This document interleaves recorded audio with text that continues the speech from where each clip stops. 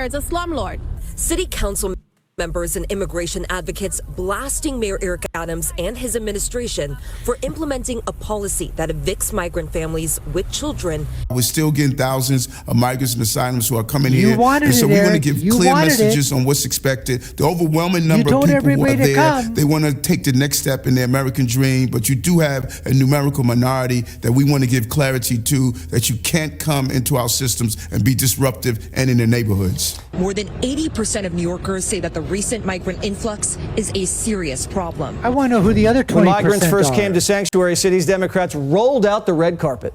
They pitched them wedding tents, filled them with recliners, popcorn machines, Xboxes.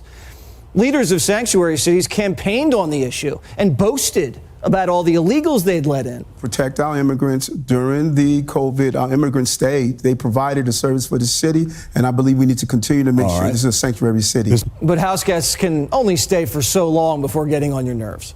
The migrants are now causing trouble in the communities that were forced to take them in. Dozens of migrants refusing to leave this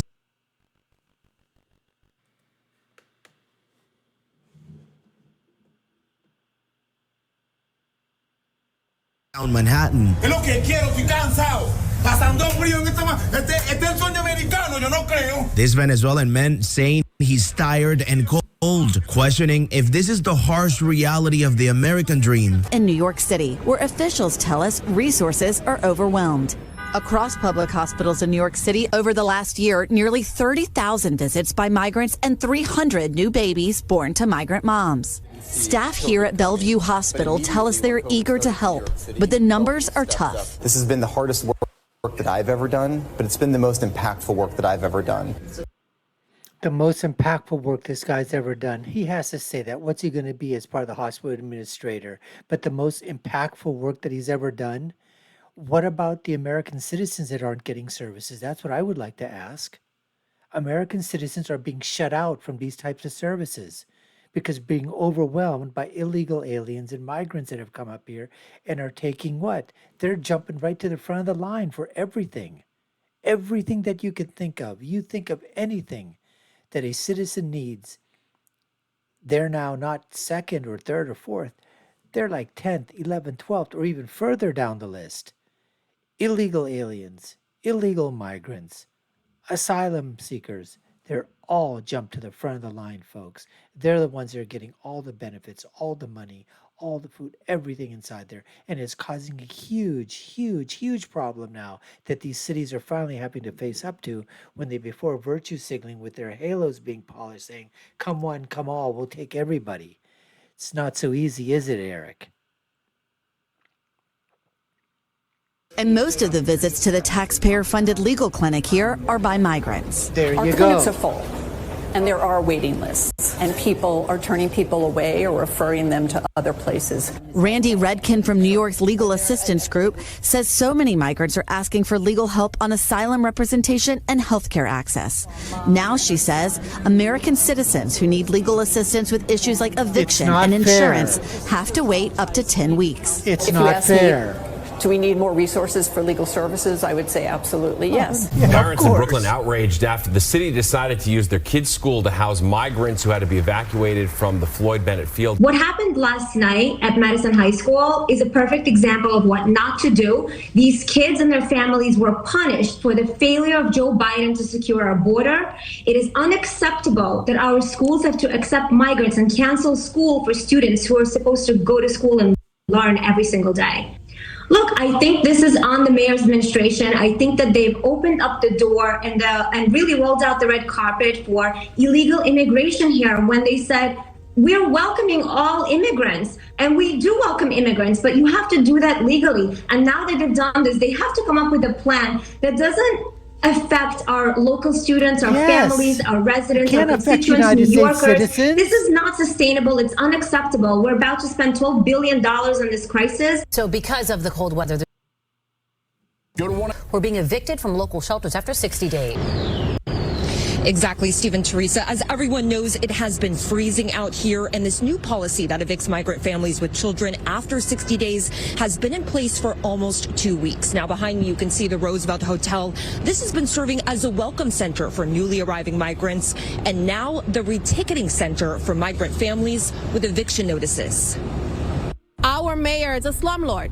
City council members and immigration advocates blasting Mayor Eric Adams and his administration for implementing a policy that evicts migrant families with children after 60 days.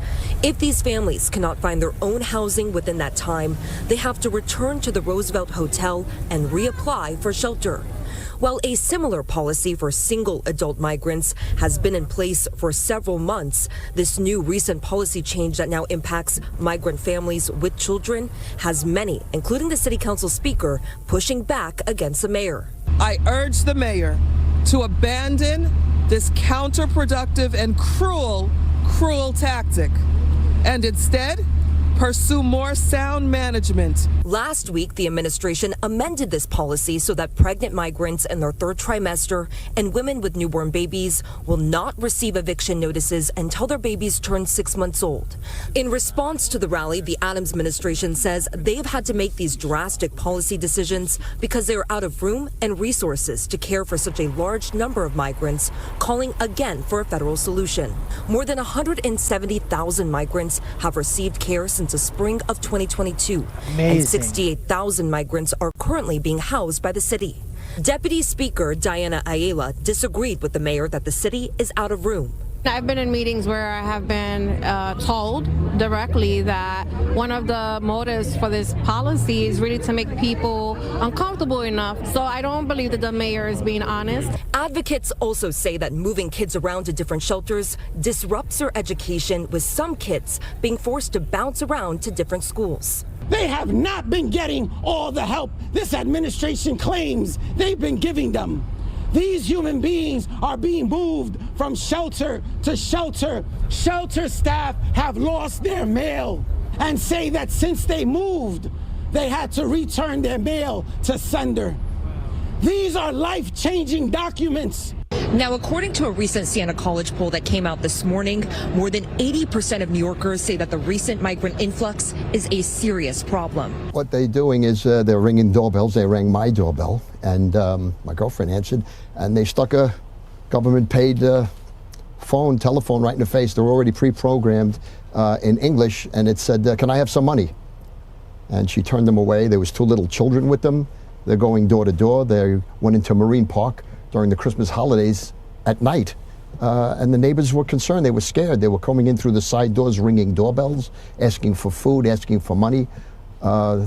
Just this week, they stole one woman's laundry in front of her house. They're getting free Metro cards, so they take the bus into Kings Plaza to the shopping center, and they're robbing stores inside there. They're panhandling in the middle of the street. It's madness. I mean, we feel bad for anybody that can't put food on the table when they have young kids or can't wear a warm coat in the wintertime, but I mean, this is enough. I mean, we have enough panhandlers as it is that are American citizens. We have enough thieves as it is. I mean, this city is full. It's full. There's no jobs. I thought they were coming here to work. There's no jobs here? No, there's nothing available. There's 1,700 migrants in the Floyd Bennett fields with nothing to do. They're freezing to death in there. They have to leave their bunker area in order to wash up and take care of their needs. The children are not being schooled. It's a horrifying situation. It's only going to get worse. Are you giving them any money, or what do you think? Does that just encourage more panhandling? No, it doesn't make a difference. They're not going to stop. They're very incessant with what they're doing, and I don't see an end to this situation. I don't. Do you blame Mayor Eric Adams? Because I mean, he's just handling the wave that Biden let in. He is. He's asked the federal government for help, and it's funny that he went to a Democrat. The amount of money that is being given to these migrants and not being given to American citizens who are in need, veterans who are homeless. You have people on the streets, American citizens that are living on the streets. I mean, you feel for everybody, but the question is, how much feeling do we have to go around? Eventually, are you going to get to the point of no return where nobody can be helped?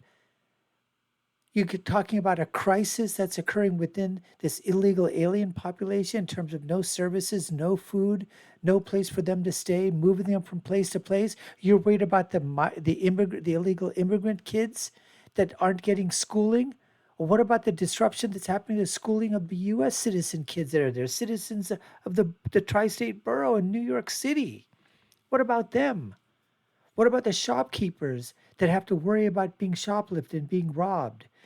Now, the hotels were making out like bandits in this thing. If you're a hotel owner, corporation owns these hotels, man, you're making the big bucks. You're getting all kinds of money from the government. All kinds of money. But that money, like Eric Adams says, is dried up. But they never expected this, folks. They were virtue signaling. All of these mayors in these Democratic-controlled cities were all virtue signaling from their high perches. They were polishing their halos every single night when they went home, and during the day as well. That's what they were doing, because they never thought it was going to get this bad. And credit Ron DeSantis, credit Governor, Scott, I'm losing my mind here, Abbott from Texas, and the other governors from those border states that started sending in the illegals and busing them up there, flying them up there, doing everything that they could to send these. He said, oh, you guys want them? Okay, fine. You said you want them. Remember the thing at Martha's Vineyard? Those hypocrite hucksters over there, what they did? As soon as they showed up, they got rid of them fast and sent them over to an army base or whatever to get reprocessed, to get sent someplace else. Can't have them in a multi-million dollar estate living center like Martha's Vineyard. No, that's got to be pure and white. Can't have anybody else there except a few. That's what's going on here. They never expected. And then now people are finding out, because now everybody's seeing it for themselves. You can't hide this kind of crisis, folks. You can't hide it all. It just can't be done. Eventually, like I said, the money's drying up where they're crying. The federal government says, no, we don't have any more money to give you. Use your own. Where's the city going to come with that money? Oh, my goodness. I'm telling you what, folks, this is obviously a huge humanitarian crisis. It's only going to get worse. It's only going to get worse. We have another year of this happening, folks, another year. Anyways, we appreciate you taking the time to watch. You've been watching the Dr. Nassar Sheikh Show. I've been your host. My name is Dr. Nassar. If you haven't done so already, we'd love for you to subscribe to the channel, like, share, and follow us. You all know what to do. Take a look at our other video links above and below. My final thought is always, when you're right, you're right. And when you're left, you're wrong. Until next time, folks, take care and stay safe.